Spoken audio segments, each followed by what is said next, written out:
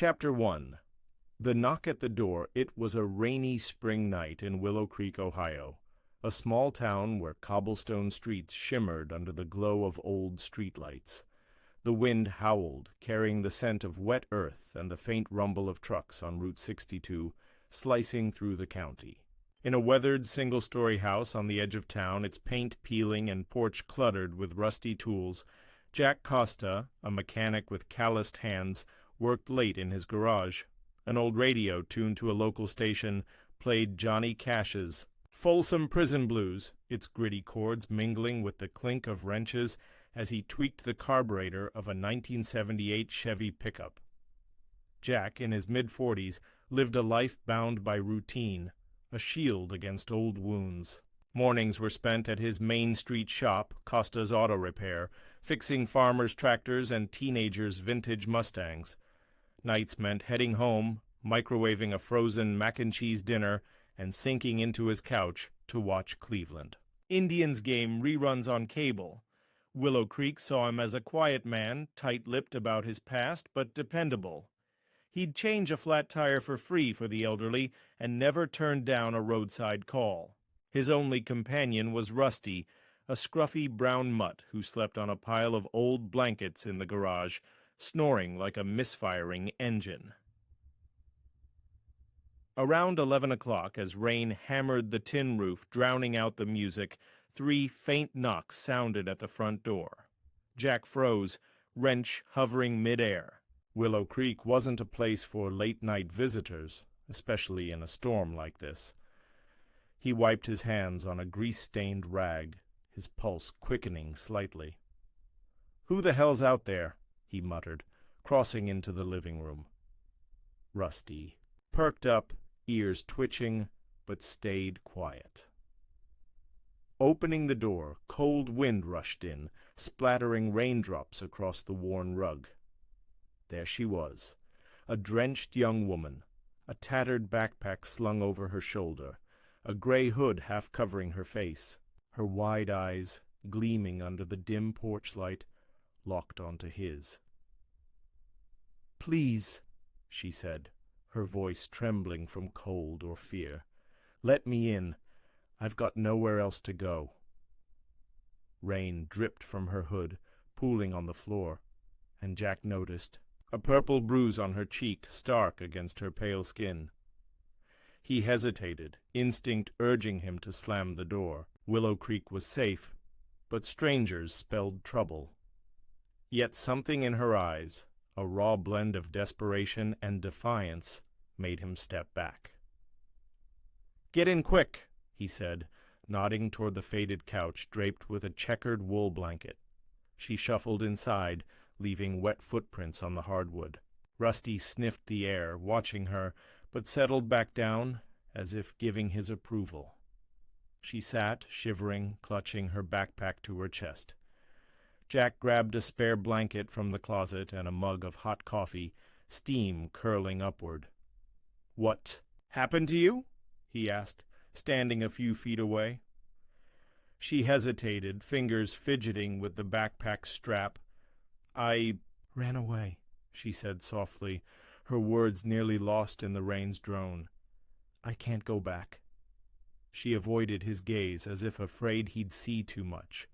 Jack wanted to press, but held back.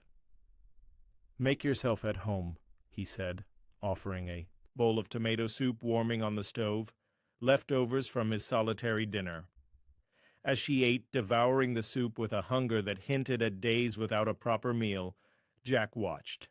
Her backpack was a patchwork of stitches, a small American flag keychain dangling from the zipper. Papers peeked from a side pocket, a crumpled bus ticket from Chicago to Columbus, dated 2 days prior, and something that looked like a badge, its emblem unclear. She caught him looking and swiftly tucked it away, her movement quick, almost practiced. "Got a name?" he asked, trying to sound casual. After a pause, she said, "Emma." The word came out hesitant, like a well-rehearsed lie. Silence fell, broken only by blue lights flashing outside, cutting through the dark. A police cruiser crept down the street, its siren muffled by the storm. Emma shrank into the couch, eyes glued to the window, her body tense like a cornered animal. Jack crossed his arms, heart thudding. "They're after you, aren't they?" he asked, his voice steady but probing. She didn't answer, but her panic was answer enough. Jack felt a pang of empathy, a flicker of something he'd buried years ago when the world had crushed him. "Stay here," he said, moving to the door. "No one's finding you tonight." He locked it with a firm click and switched off the porch light, plunging the house into shadow. Emma watched, surprised, perhaps expecting him to kick her out. Jack didn't know why he was doing this. Maybe it was the bruise on her cheek, or the way she held her backpack like it was all she had left. Or maybe it was because deep down a broken promise still ached. As the rain kept falling, Willow Creek slept, oblivious to the twist one knock had. Set in motion. Chapter 2. Shadows of the past morning broke in Willow Creek, but the rain persisted, cloaking the town in a gray haze. Jack woke to find Emma curled on the couch, her backpack still clutched tight, as if she feared losing it, even in sleep. Rusty lay nearby, eyeing her with cautious curiosity. Jack brewed coffee, its bitter aroma mingling with the ever-present scent of motor oil that clung to the house. He moved quietly, his mind wrestling with the risk of harboring a runaway. She'd given him a name, Emma, but her evasiveness and the bruise on her cheek hinted at a story she wasn't ready to tell. Over a breakfast of scrambled eggs and toast, Emma spoke in fragments. She'd come from Chicago, she said, fleeing. Trouble she wouldn't name. Her hands shook as she gripped the coffee mug, but her eyes were sharp, scanning the room like someone who'd learned to spot danger. Jack asked about the bruise. Tripped, she muttered, her lie transparent. He caught another glimpse of the badge in her bag, something official, maybe police or military, but she tucked it away before he could be sure. Her secrecy gnawed at him, but so did her fear. Jack's own past loomed as he watched her. He'd been a soldier once, deployed to Iraq, where a split-second hesitation during a raid cost 2 men their lives. The guilt had followed him home, driving him to Willow Creek, where he hid behind greasy engines and small-town silence. Helping Emma stirred those memories, but it also felt like a chance to make amends, to save someone when he couldn't save his men, or his sister, Sarah, lost to a drunk driver a year after his return. He took Emma to his shop, figuring it was safer than leaving her alone. Costa's Auto Repair was a cluttered sanctuary of wrenches, oil cans, and a flickering neon open sign. Emma stayed in, the back out of sight, flipping through an old car manual while Jack worked on a customer's Ford F-150. But Willow Creek's small-town grapevine was relentless. By noon, Betty, the chatty waitress from the Creek Diner, stopped by with a tray of donuts and gossip. "Heard about that missing girl on the news?" she said, eyeing Jack. "Some runaway from Chicago, tied to a robbery. Dangerous, they say." Jack's stomach tightened. He glanced at Emma, who pretended to read, her knuckles white. That afternoon, Deputy Harris, a lanky officer with a permanent squint, dropped by the shop asking if Jack had seen anyone odd. Jack lied, shaking his head, but Harris's gaze lingered on the back door. Emma, hidden behind a stack of tires, held her breath. After Harris left, she whispered, "I didn't hurt anyone, I swear." Her voice cracked, and Jack saw a flicker of truth in her eyes. He demanded answers. Reluctantly, she admitted she'd been roped into a petty theft in Chicago, a convenience store job gone wrong, but insisted she hadn't touched a weapon. "I just wanted out," she said, tears welling. Jack set up a cot in the shop's storeroom for the night, locking the place tight. While Emma slept, he rifled through her bag, guilt gnawing at him. The badge was from a Chicago PD youth mentorship program, not a cop's, listing her as Emma Carter. A faded photo showed a younger Emma with a woman, her mother, maybe, smiling, at a county fair, cotton candy in hand. Jack's chest ached. Sarah had loved fairs, her laughter echoing in his memories. Helping Emma was becoming more than a duty, it was personal. By evening, the town was buzzing. At the diner, locals swapped tales about the fugitive girl, some calling her a menace, others pitying her. Jack overheard a group of truckers at the counter, led by a loudmouth named Carl, vowing to hunt her down. He knew hiding Emma was a ticking bomb, but turning her in felt wrong. Her story, her fear, her defiance, mirrored his own when he'd come home broken. He decided to protect her until he knew the full truth, even if it meant risking the quiet life he'd built. As night fell, Willow Creek streets grew quiet, but the storm inside Jack was just beginning. Chapter 3. The Town's Whispers. Willow Creek's charm turned suffocating as rumors about the Runaway spread like wildfire. By the third day, the Creek Diner was a hub of speculation, with locals poring over grainy news reports from Columbus. Flyers with a sketch of Emma labeled potentially armed appeared on telephone poles, and the sheriff's office stepped up patrols.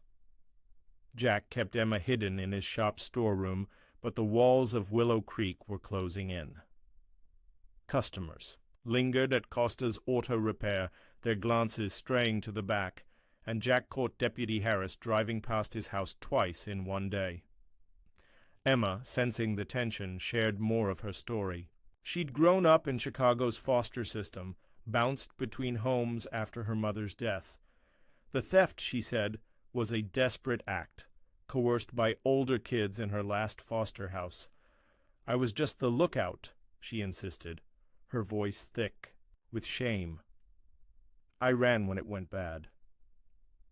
Jack saw guilt in her eyes, but also a spark of resilience. He opened up in return, telling her about Iraq, the raid that went wrong, the men he couldn't save, and the weight he'd carried since. "You're not like them," Emma said, gesturing toward the town. "You see me?" Their bond grew, but trouble was brewing. Mildred, the town librarian and resident busybody, spotted Emma through the shop's window while dropping off a stack of auto magazines. By dusk, the news had spread, and Deputy Harris returned, demanding to search the premises. Jack stalled, citing the need for a warrant, but Harris's suspicion was clear. "Don't play hero, Costa," he warned. Jack's heart raced. He was no hero, but he wasn't ready to betray Emma. He moved her to an old hunting cabin he owned in the woods, a mile outside town. The cabin, a weathered shack with a wood stove and a view of the Ohio River, hadn't been used since Sarah's death. Emma settled in, finding a dusty box of Jack's army gear, dog tags, a photo of his unit, and a letter from Sarah, urging him to keep fighting. She confronted him about it, her voice soft but firm. "Why'd you give up?" Jack bristled, then sighed, admitting he'd run from his pain. Emma shared more. The badge was from a mentorship program she'd loved, a lifeline before her life. Unraveled, the photo in her bag was of her mother, lost to an overdose when Emma was 12. The town's whispers grew louder. At the diner, Carl, the trucker, rallied a group of locals into a vigilante patrol, convinced the criminal was hiding nearby. Jack overheard their plans at the gas station, where a clerk mentioned a reward for Emma's capture. He and Emma strategized in the cabin, their conversations lit by the flicker of a kerosene lamp. She wanted to run again, but Jack convinced her to stay. "We'll figure this out," he said, though doubt gnawed at him. Willow Creek's annual spring fair was approaching, a distraction that kept the town busy with pie contests and Ferris wheel rides. Jack used it as cover, blending in to gather intel. He learned the sheriff was under pressure from Columbus to find Emma, and Carl's group was planning a sweep of the woods. Jack's past, his failure to act, his sister's death, loomed, large. Protecting Emma meant facing those demons, but the cost was rising. As another storm rolled in, he and Emma braced for what was coming, knowing the town's whispers could soon turn into a roar. Chapter 4. The Night of Truth. The cabin was a fragile sanctuary, its walls creaking under the weight of another storm. Jack and Emma spent days holed up, the radio crackling with news of heightened police activity in Willow Creek. Emma, pushed by Jack's quiet trust, revealed her full story. Her foster brother, a small-time crook named Ricky, had forced her into the Chicago theft, threatening her if she refused. When the heist failed, cops arriving mid-robbery, she fled, fearing arrest or Ricky's wrath. The bruise on her cheek was his doing, a warning before she escaped. Jack, moved, shared his own truth. In Iraq, he'd frozen during a raid, missing a chance to save his squad. The guilt had driven him to Willow Creek, where he'd tried to outrun his shame. Their confessions were interrupted by headlights slicing through the cabin's windows. Carl's vigilante group, armed with flashlights and hunting rifles, had found the cabin. Jack grabbed his own rifle, a relic from his hunting days, and told Emma to hide in the crawlspace. The confrontation was heated. Carl accused Jack of shielding a thief, his voice booming, while Jack stood his ground, insisting Emma was no criminal. Tensions eased only when Deputy Harris arrived, dispersing the group but issuing an ultimatum: turn Emma in by dawn, or face charges for aiding a fugitive. That night, Emma found Sarah's letter again, its words, "Live, not just survive," hitting her like a wake-up call. She told Jack she was done running. "I'll face them," she said, "but I need proof I didn't do it." They hatched a plan to drive to Columbus, where a security tape from the heist could clear her name. It showed Ricky as the aggressor, with Emma in the background, visibly scared. The catch: getting the tape meant breaking into the store after hours, a risk that could land them both in jail. They slipped out at midnight, Jack's Chevy rattling along back roads to avoid patrols. At a gas station, they heard about a $5,000 reward for Emma's capture, making every stranger a potential threat. In Columbus, the store owner, a gruff man named Sal, refused to hand over the tape, fearing Ricky's gang. Emma broke down, telling Jack she couldn't keep fighting. He called an old army buddy, Tom, now a private investigator in Dayton, who agreed to negotiate with Sal. As they waited in a rundown motel, Tom delivered. The tape showed Emma's innocence, but also implicated Ricky's crew, who were now hunting her. Carl's group, tipped off by a local, tracked them to Columbus. In a tense standoff outside the motel, Jack faced Carl, his rifle lowered, but his voice firm. "She's a kid who got caught in a mess," he said. "Back off." The sheriff arrived, de-escalating, but took Emma into custody, pending the tape's verification. Back in Willow Creek, Jack waited, haunted by the possibility he'd failed her. The town, stirred by the drama, began questioning its rush to judge. Betty organized a prayer circle at the diner, and even Mildred admitted she'd been too quick to gossip. Jack's past, his hesitation in Iraq, Sarah's death, felt lighter, as if protecting Emma had loosened its grip. The night of truth had exposed their scars, but it also lit a path forward. Chapter 5. A New Beginning. The Columbus tape was a game-changer. Tom, Jack's PI friend, got it to the authorities, proving Emma's innocence. Ricky and his crew were arrested, and Emma was released, her name cleared. Willow Creek's vigilantes, led by Carl, slunk back, their bravado deflated. The town, once quick to condemn, began to see Emma as a survivor, not a criminal. Jack, too, was changed. Standing by her had chipped away at the guilt he'd carried since Iraq. For the first time in years, he felt alive, not just existing. Emma stayed in Willow Creek, moving into Jack's spare room while she pieced her life together. She enrolled in the local community college, studying criminal justice, driven by her ordeal to help others like her. The town rallied around her. Betty, the diner waitress, organized a fundraiser to cover her tuition, and the spring fair dedicated a booth to her story, raising awareness about runaways. Jack found new purpose mentoring her, seeing Sarah's spirit in her stubborn hope. They visited Sarah's grave, where Jack laid wildflowers and whispered, "I'm trying, sis," his voice breaking. The sheriff, chastened, apologized to Emma, admitting he'd let pressure from Columbus cloud his judgment. The town council, spurred by the saga, passed a resolution to fund a shelter for at-risk youth, naming it Emma's Haven. Local papers ran headlines about the Willow Creek Runaway, painting Jack and Emma as unlikely heroes. Costa's Auto Repair became a community hub, hosting barbecues and car clinics for kids, with Emma helping teach basic mechanics. Carl, humbled, approached Jack at the diner, offering a gruff apology. "Got carried away," he muttered, extending a hand. Jack shook it, knowing forgiveness was part of moving forward. Mildred, the librarian, started a book drive for the shelter, her gossip replaced by action. Willow Creek, once divided, found unity in second chances. In the final scene, Jack and Emma sat on his porch, Rusty sprawled at their feet, the Ohio sunset painting the sky in hues of gold and pink.